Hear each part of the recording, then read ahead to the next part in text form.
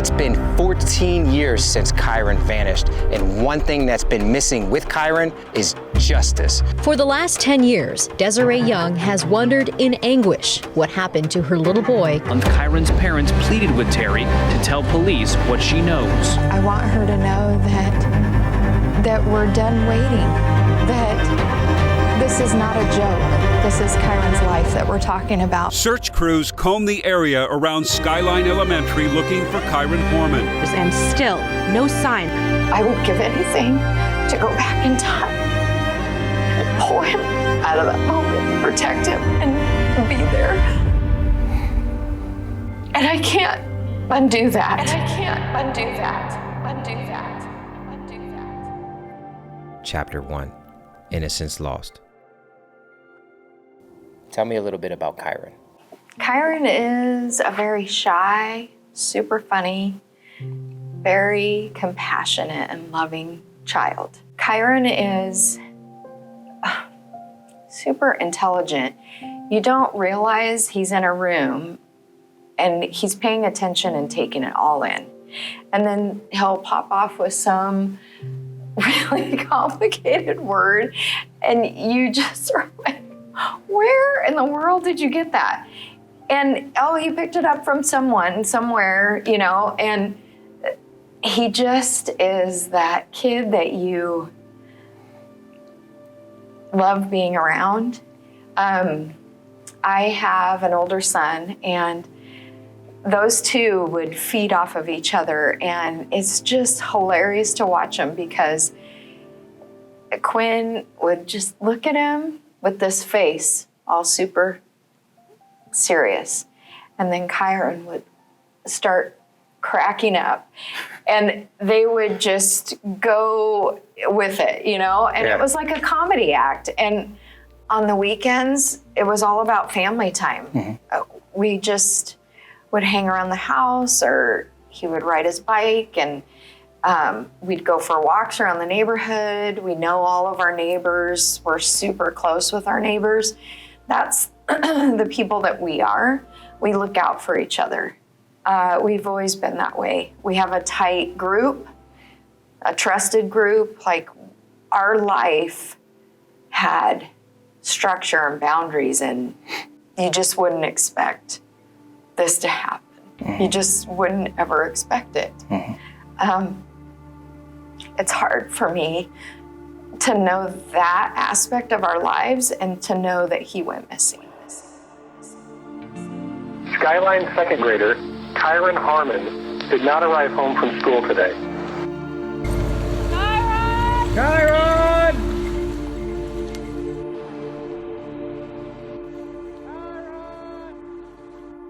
Kyron, we miss you, we love you, and we need you home right now. Chapter 2, Mask of Deceit. I found out about her from my best friend. She made him call me on July 15, 2002 at 4 in the morning. I was pregnant, and Kane had cheated on me. Apparently, he said something by mistake.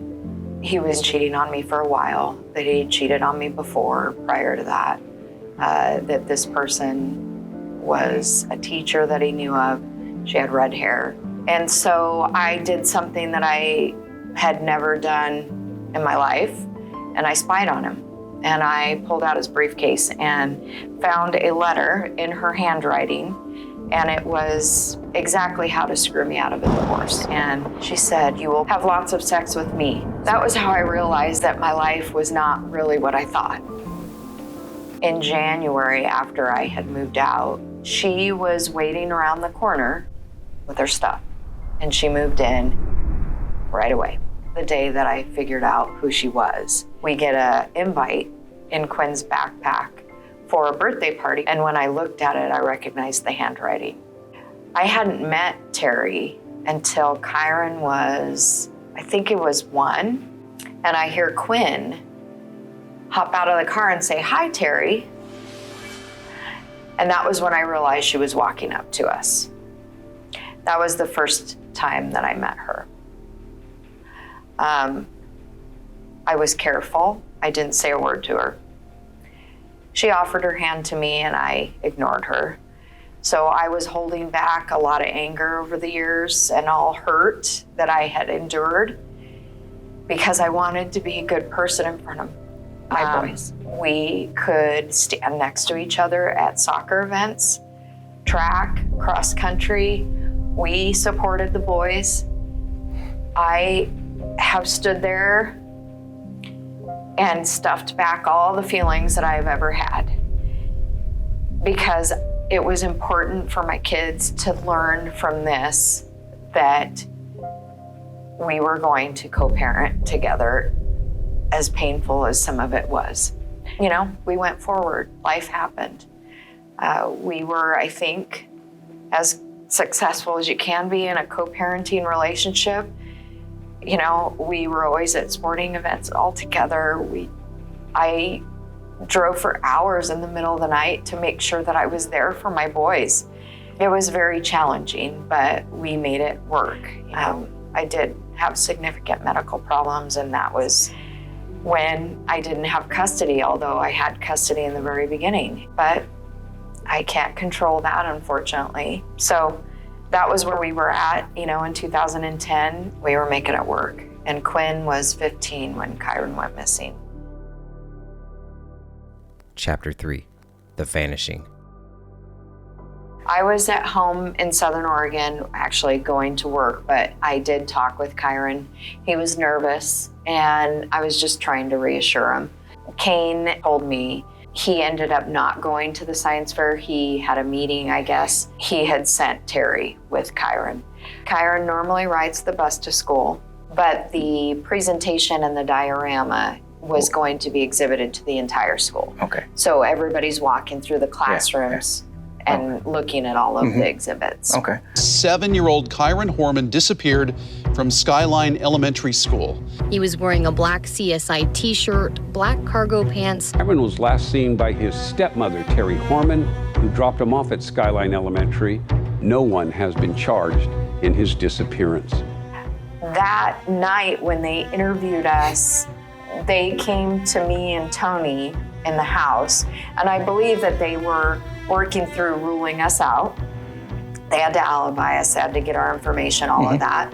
So by about 3 in the morning, they came to us and asked us to go to the school.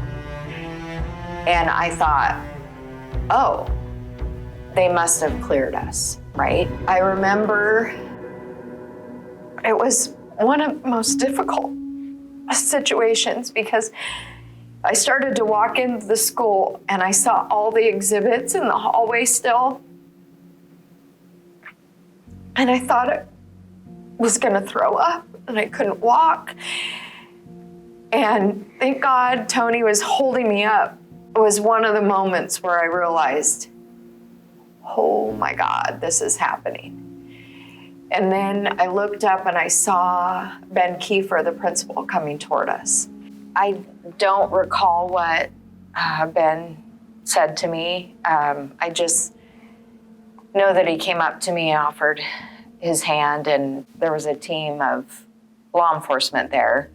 And I remember not knowing who they were necessarily. They were clearly not people that I had already met at the house, but they had asked me to come into an office so that I could be interviewed. They separated me and Tony, of course, and a team went with Tony, a team went with me. I remember sitting across a round table from a couple of individuals. I believe one was with the FBI and I believe one was with Multnomah County. I remember just really struggling to try and think who in the world could possibly do this. You know, they asked me the usual questions. They had me go through everywhere I had been that day. You know, I said, you can have everything. Like, if you need to go through our house, if you need my computer, my phone, you can have everything. We were talking and they asked, do you know anybody who could do this to Kyron? Who would take Kyron? And I said, I honestly don't know. I offered up everything I could possibly think of. I actually thought of all the evil in the world first, and they asked, if I knew where Kyron was. And I said, God, I wish I knew. I would give anything to go back in time and to pull him out of that moment and protect him and be there. And I can't undo that. And I can't undo that. Undo that. Undo that.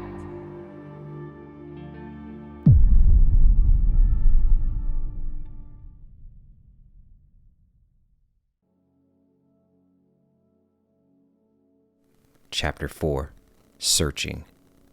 The second it's too quiet, the second that I feel like it's not working in our favor, we're not helping Kyron, there's nothing happening, then I'm gonna do something to force the issue, right? And that's what I've done over the years. I'll do a search, and I have always been completely transparent whenever I've done a search. We have always turned over all evidence. I am very careful about the way I run searches, and I always have the proper technology, the people that are certified in Multnomah County doing the searching. I have dog teams that are brought in from all over the U.S. who are trustworthy and can do the job, and I know that the dog teams are reliable.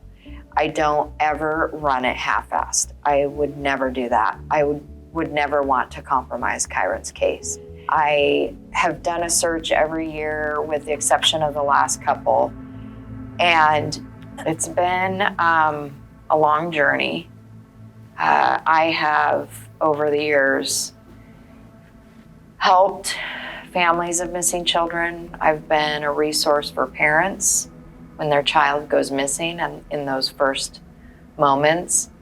The thing I'm most passionate about and connected to is working with the Department of Justice and the training facility, the national training facility for training law enforcement on CART teams, child abduction response teams.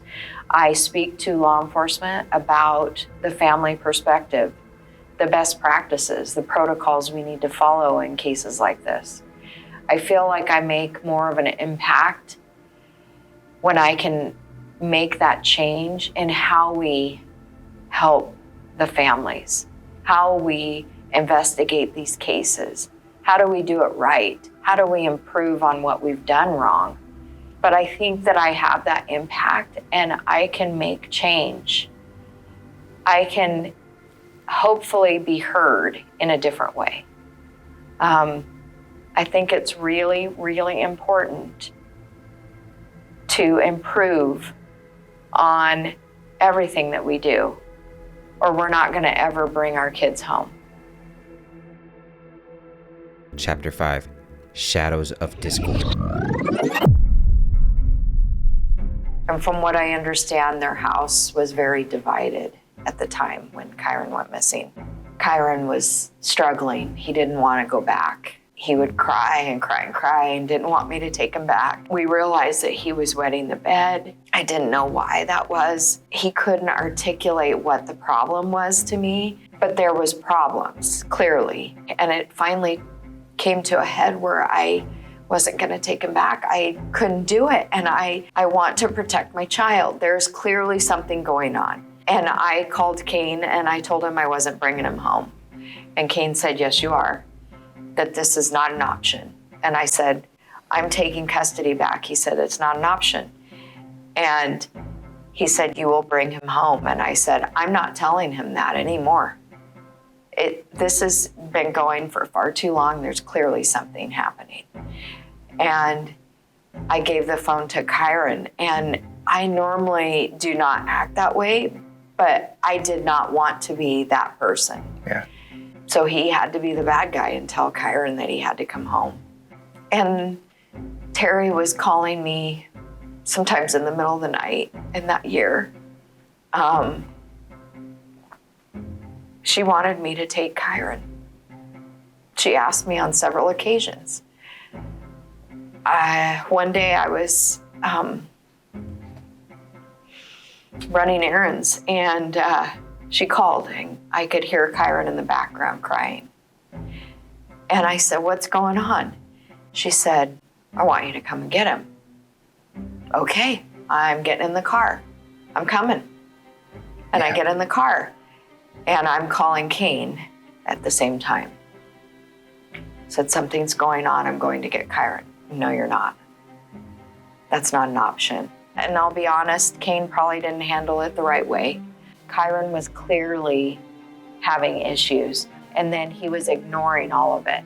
Another thing that I was seeing in the year leading up to Kyron going missing, though I didn't know it at the time, Terri was manipulating the situation and telling Kane and I that Kyron was behaving poorly at school. I'm horrified because Kyron was almost grounded for Christmas, and I actually had my child sit down and write a letter to Santa apologizing for his bad behavior when he didn't have bad behavior.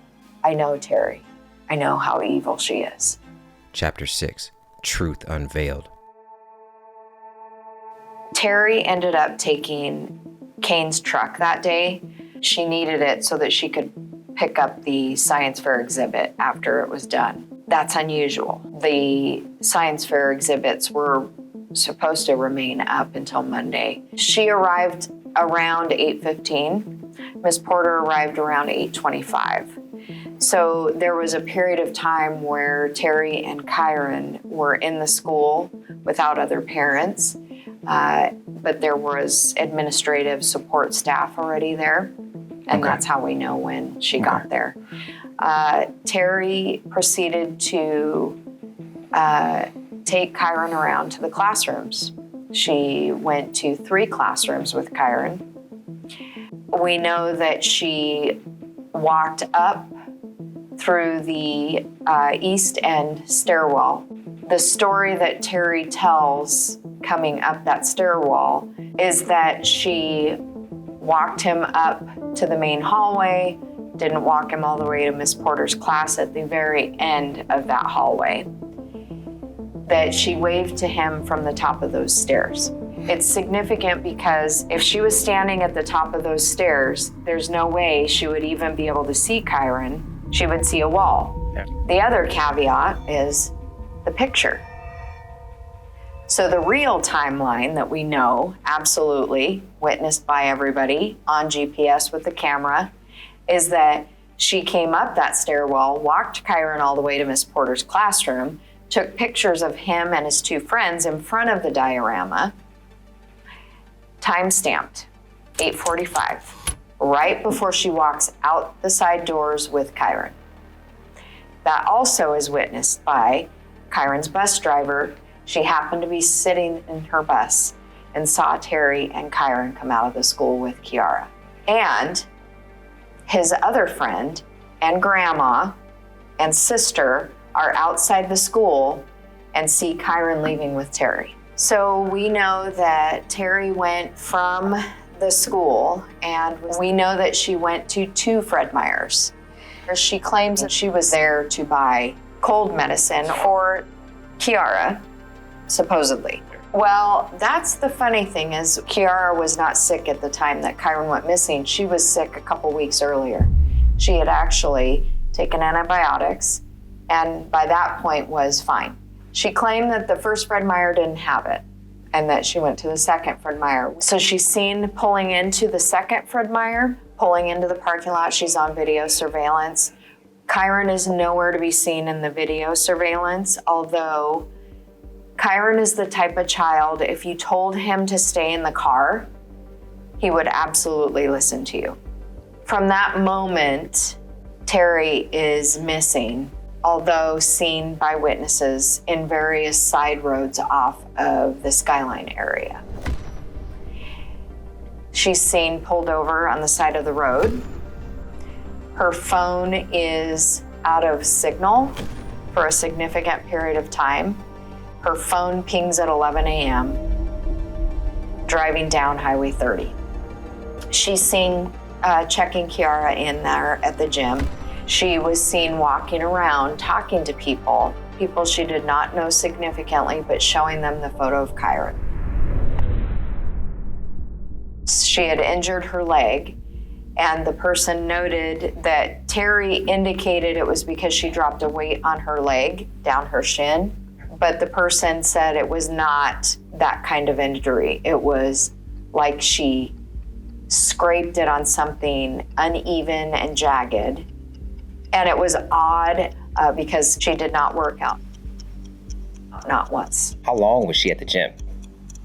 A total of about 15 to 18 minutes. What? Yeah, she didn't work out. She has several interviews in the first several days, right? Okay. And so the first timeline she's giving doesn't have that in there. Okay. So they're wondering, where is she between, these times? So at first, the timeline is very sparse because she hasn't thought it through. She hasn't figured out where she was. She can't account for that time. Okay. So she's having to manufacture stuff. So initially, the timeline she gives them doesn't have any of that in there. Okay. And then they're coming back to her with evidence. We have an eyewitness that put you here. We have your phone ping here. Like, where were you? And then she's trying to fill that in, right? Okay. And so she comes back with several different things. She claims she was at Michael's. Well, they know that her phone pinged at 11 on Highway 30.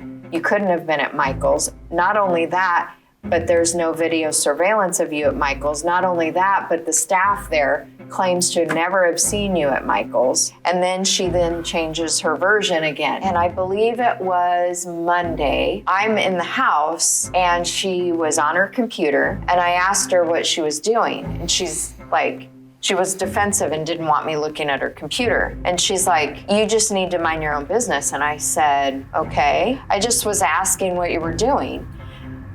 Well, they're trying to get my timeline of where I was. Okay. So she was typing up her timeline.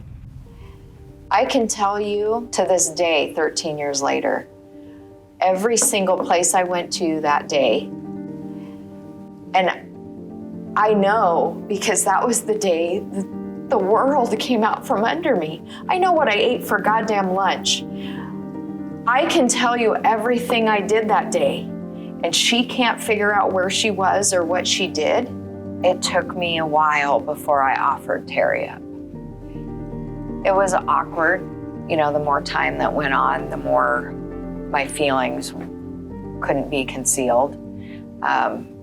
It was really uncomfortable to be there with her and watch her behavior, where she wasn't sad, she wasn't doing all of that stuff. She was going out of her way to lead a normal life, so to speak. She was getting her hair done. She was going to the gym. She was doing all this stuff, and I could barely function. I didn't want to live after Kyron. It was really hard. And I think it got to the point where it was so glaring that we all looked at each other, we all being Kane, Tony, and I. There's just no other person, right? Well, I'll tell you that our law enforcement team was very good not to focus too early on her. Okay. It was because of Terri alone, her actions, her lies, everything that we could prove, all the physical evidence, all the circumstantial evidence. It was because of all of that they really started focusing on her. Mm-hmm. It wasn't any other reason. I will say that they have gone out of their way to exhaust every other angle and suspect out there. They have ruled out every parent that was in the school that day, every registered sex offender in the area, every house that neighbors up to the school. They have ruled out every single possible other person except one. I should say two. Terry's friend, Dee Dee Spicer. You don't get Dee Dee without Terri. Mm-hmm. In fact, they've had a personal relationship physically. Oh. As far as I'm aware, Dee Dee was 2 miles from the school on Germantown Road working at a property where she was landscaping for them. She was also missing during the same period of time that Terri was. The people on the property always have lunch together in their central location, and they were trying to locate her, and she was missing. Okay. And they tried calling her, and she didn't answer. Her phone was on the property. Her car was on the property, but Dee Dee was nowhere to be found, and they looked everywhere. It's our understanding through information I've had turned over to me during searches that she was picked up by Terri from her job on that property.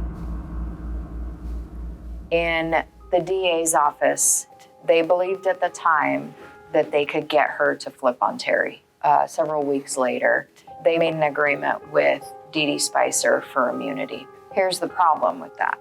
As you're investigating, you're getting evidence, you're obtaining new information, new interviews, all the things, right? And now, today, what we can say is there's physical evidence that is involving her. From what I understand, Dee Dee Spicer said Terri was using throwaway phones and had loaded it with minutes and was using that to communicate with people. They were able to acquire the phones. Dee Dee took them where they dumped them. I don't know when the phones were dumped. They got access to them a couple of weeks after Kyron went missing. There's communication connected to photos that were stored on the phone that is the physical evidence in the case. It's all things that imply guilt. It's all things showing conceal and lie and deceit. All of it is circumstantial, which is unfortunate. And then she proceeds to plead the fifth. She doesn't want people to know what she is. And now that she has an immunity deal, we can never prosecute her. We can't ever fix that. Chapter 7, Missed Clues. And I think that it was the one moment at that first press conference, Terri was looking at the cameras and realizing that Kyron was not going to be taken without a huge aftermath. She thought it would be a blip on the screen and everybody go about their merry lives and forget what had just happened. She did not gamble on the fact that Kyron would be huge and that everybody would love Kyron and that it would be the biggest case in Oregon's history. She did not bet on that. I was really having a moment of, I cannot believe that they haven't arrested her. Like, she is faking she did this. And I remember saying to my husband, you better get her away from me. And Mary Lynn Strand looked at me and knew in that moment that she needed to take Terri out of there. She didn't like that because she never could con me into thinking that fake Terri was the real thing. And she hated that aspect about me, is that I was real and I knew what the score was. And she did not like that. And when she was being let out the back, I think all of that was coming to a head. If there was ever any impact it had, you could see it. And they sent an investigator to take her to go get interviewed, and it shut her down. It was the wrong investigator. And I talk about that with law enforcement because it's huge. When you have somebody who's building a rapport with someone and they could potentially get answers, it is so important to send the right person in there at that moment. That was the one moment, and we lost it at that moment. That was it. It was done. We would never recover from that moment. Chapter 8, Drive into Darkness. When we were driving to and from the school, every time I was looking out the window, looking, searching, all the time. Never once did she ever look around. In fact, she asked me, "What are you doing?" Like she was annoyed at it. I said, "I'm looking for my son. What are you doing?" Yeah. And she thought that was odd.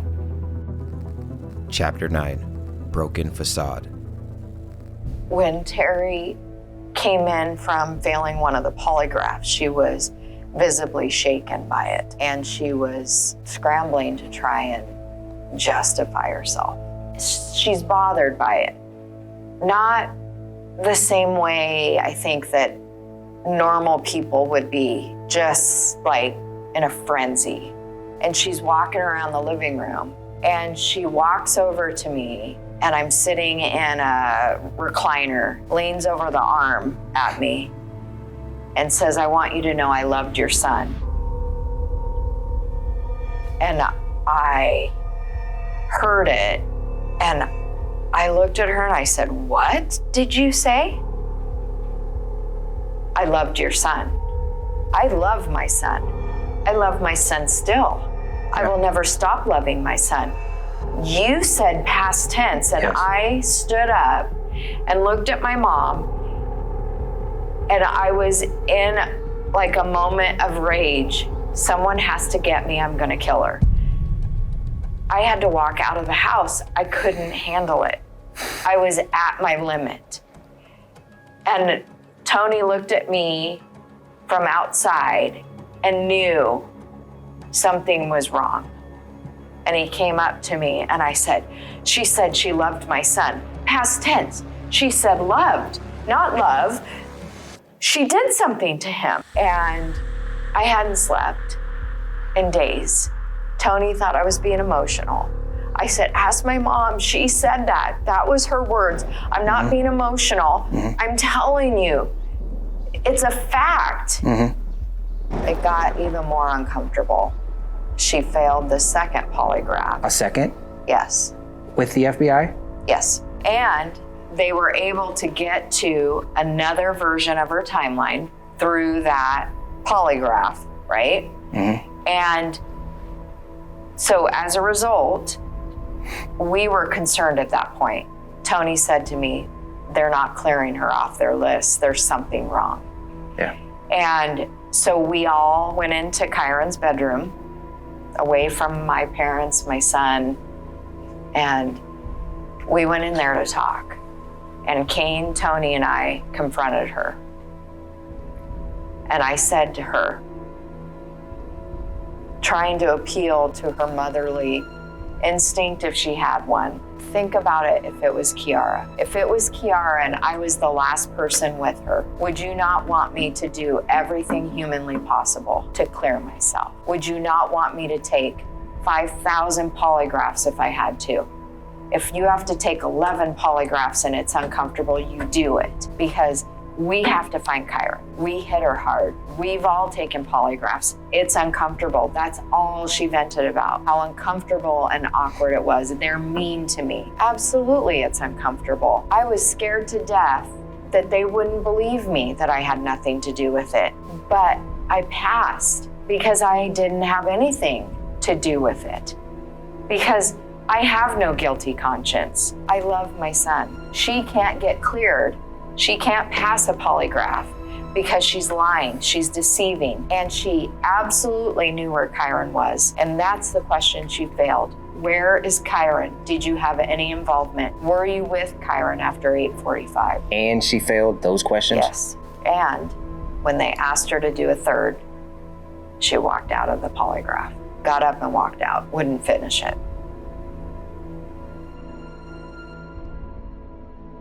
Chapter 10, Bloodstains. The DNA in the pickup truck, tell me about that. It was in the bed of the pickup. Kyron's DNA. Do you know what type of DNA? Was it blood? Was it? According to Terri, it was blood. She was telling them, or telling us in the house, that they had found that and had confronted her on it. And the police have not divulged this publicly, right? No. Which makes sense. But she said that. Did they take the truck? They took the truck. In the beginning, yes. Okay. So and they did, all the workup and multiple times. Yeah. Was that the only vehicle that they took? No, the Mustang also. She basically stopped cooperating, stopped doing interviews. It was about that time that we discovered through the evidence that she had tried to hire 3 different people to kill Kane in the year leading up to Kyron. Oh, I'm speechless. So Terri has tried to hire someone to kill her husband. 3 different people. 3 different people. Yes. Not 1, not 2, 3. Yes. Before Kyron's disappearance. Yes.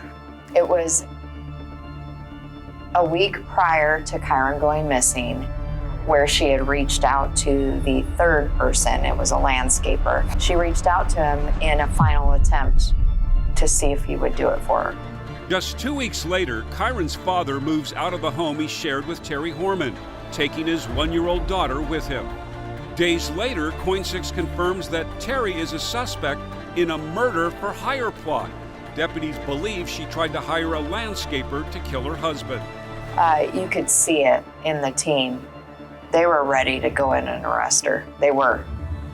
And when Casey Anthony happened, everything stalled. They backed up.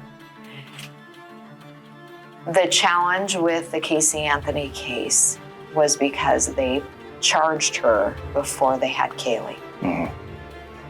And a lot of the evidence in that case was not admissible because of that. Right. And that's what scared them. As to the charge of first-degree murder, verdict as to count 1, we, the jury, find the defendant not guilty, so say we all, dated at Orlando, Orange County, Florida, on this 5th day of July, 2011, signed foreperson.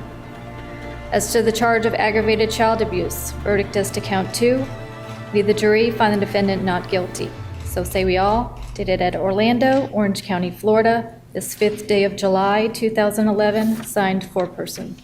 Forever have a hole in my heart because he's not here. Young and her family are still fighting for Kyron. Just last Friday, she filed a $10 million civil lawsuit against Kyron's stepmother, Terri Horman, who investigators say was the last person to see Kyron alive. I don't want Terry's money. I want Terri to face justice.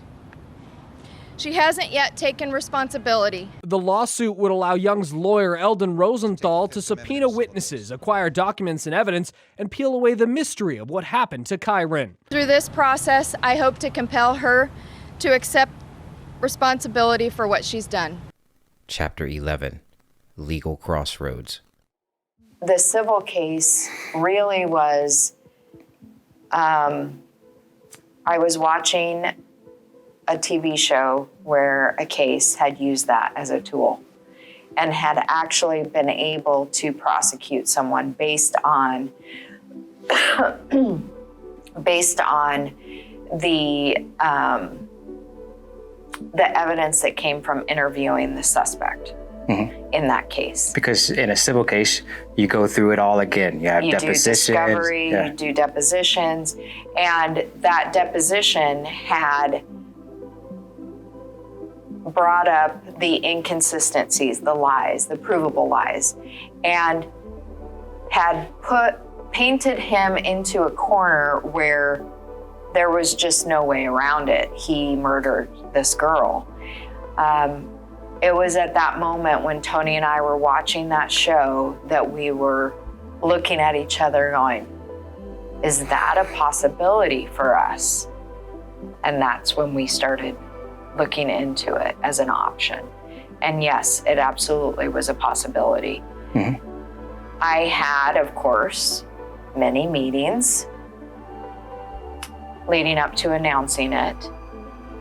I had the understanding that I would not have any problems getting the case file from law enforcement. It wasn't until we started moving forward, we had deposed Kane, we had deposed me, we had tried to depose Dee Dee Spicer.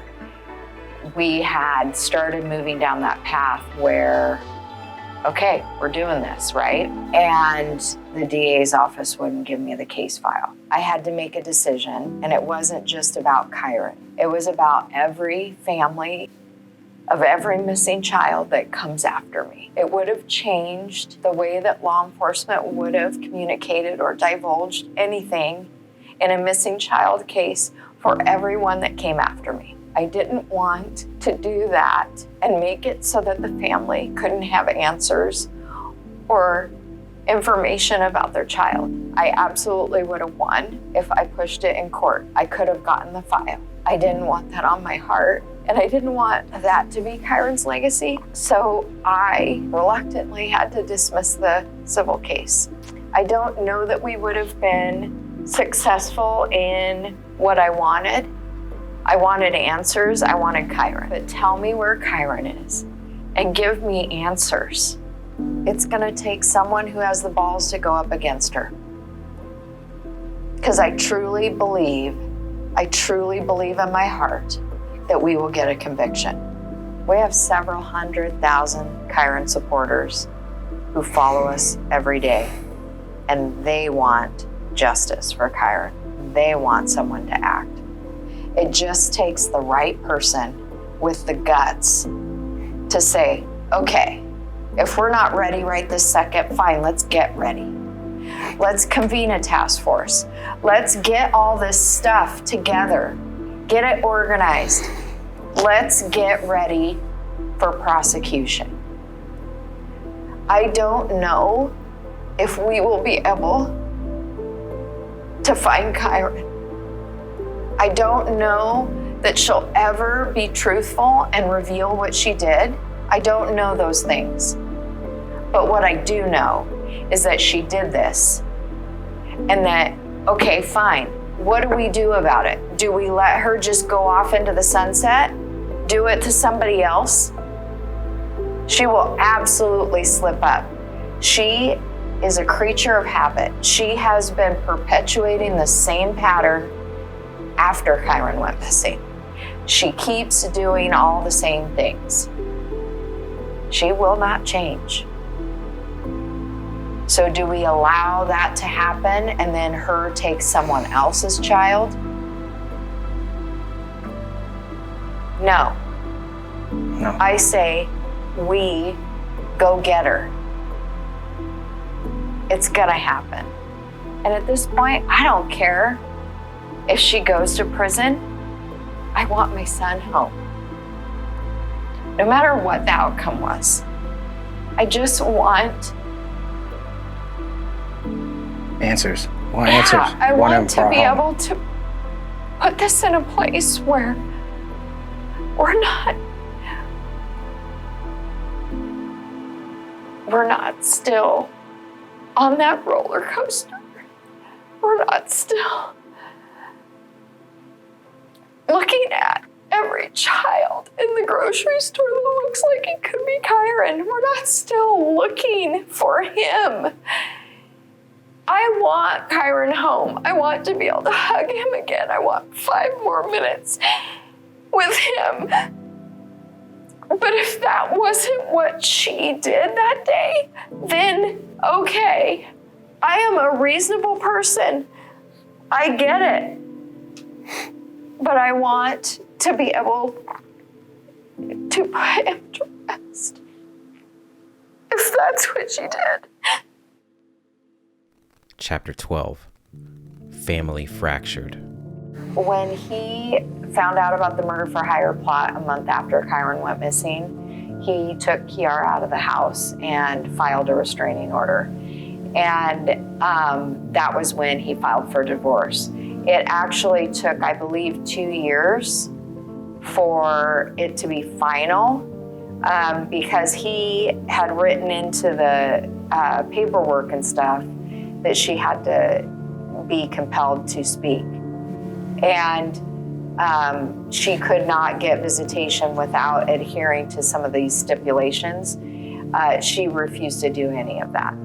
And so it was kind of a stalemate situation, which I feel like we're in now. But he had to basically wait her out and then finally just force the issue. I mean, he came to Tony and I and asked us to take Kiara, and I wanted to. Man, that was my reflex.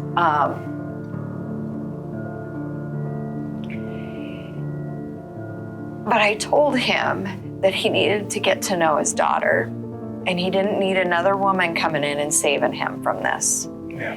That he needed to do this to be a better person, a better father, and just an overall involved dad. I wasn't going to save him from that. And he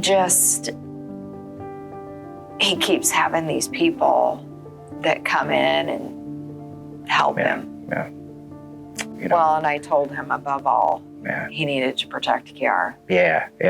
And don't ever sacrifice that. And I said, I will come and hunt you down if you ever let her have visitation. Seriously, if I hear of one visit. Yeah. And he was like, I know. I said, I don't think you do. I'm not going to save you from this, but I swear to God, no. She hasn't adhered to any of the stipulations. She barely has paid child support. She had to clear herself and sit down with law enforcement about Kyron's case. Still hasn't done any of that. She had to navigate supervised visits, which she never did any of that. She just took off. There's tons of things that she had to adhere to in order to get to a point where she could reintegrate. She hasn't done any of it. And Kiara, I gotta think of how old she is now, 16? She was at Kyron's school and has moved on to, I believe she's in 9th or 10th grade now. So, but Skyline only goes up to 8th grade, but she was there still. I saw her, the last time I got to see her was at the 5-year mark. And Chris, Kane's mom, brought her to me. I can't tell you, there's a piece of Kyron in there. She looks like him. And poor Kiara, she probably thought I was a crazy person. When you have a child, you just have this innate inside yearning to touch them. And when I saw her, I didn't even think about it. I just scooped her up and hugged her and cried. And she remembered me though. And it just was huge. I was so grateful that Chris did that. But I miss Kiara because, I saw her all the time and I always was involved and she would always come to me. It's sad. Those are things that you lose in this kind of thing. Yeah. And I pray that she's doing good. I pray that Kane has done the right things and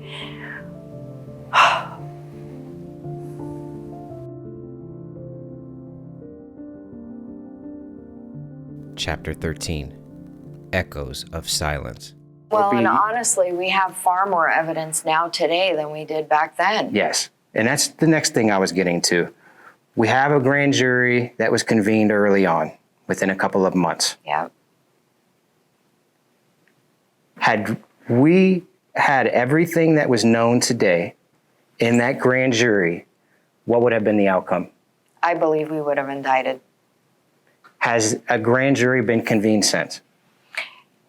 Not in the fashion that you're thinking of where they're listening to try and do a charge, right? Okay. So I believe that would be a good move to make. A game changer. Yeah. What is that going to take in Multnomah County to happen? What's the hang up there? It will take new people. Someone who has the guts to go forward against Terri, and it's not the current DA. Mike Schmidt will not do anything. He doesn't want to do anything. He doesn't have the guts. He doesn't have the integrity. He's not going to do it. So I say, let's get a DA that will. I know a lot of things that indicate to me what she did, which is a horrible picture for me to have in my head. But it's been over 13 years where this has developed. It's all the evidence. It's the physical evidence, the circumstantial evidence. It's the DNA in the pickup. All the things that we have that indicate what she did. The one thing that I hold on to, because a lot of people come to me and say, well, when you're prosecuting a case like this, you can't say if Kyron's out there in the world somewhere. And I say this, Kyron relied on one person that day. That's it. Terri's it. He relied on her that day. He was with her. She had him. It's the worst kind of evil. We implore Terri Horman to fully cooperate with the investigators to bring Kyron home. And I remember that day like it was yesterday. I was not prepared for that moment, for that phone call. The phone call that turned everything I knew and understood to be right in this world upside down. I remember driving up to the school like it was yesterday. It's 10 years without his laughter, his smiles, without his hugs. I just want her to see his face every single day. It's a roller coaster every day. Driving up here, I was listening to a song, and it's one of Kyron's songs, and it makes me cry every time. And I wish that we could dance to it again together. That we're done waiting. That this is not a joke. This is Kyron's life that we're talking about. I'm always surprised to see how many people truly love Kyron who don't even know him and haven't met him.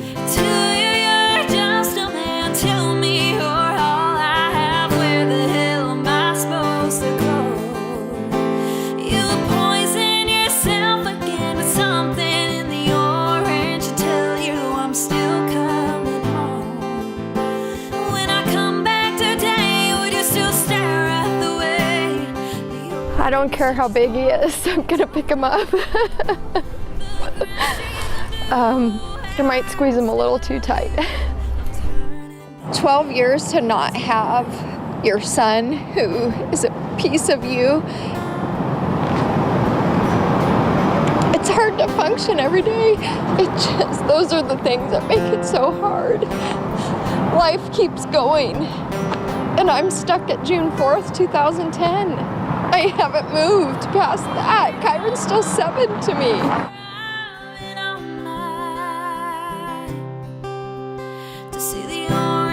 No matter what Terri did that day, we still have to find Kyron. We still have to bring him home.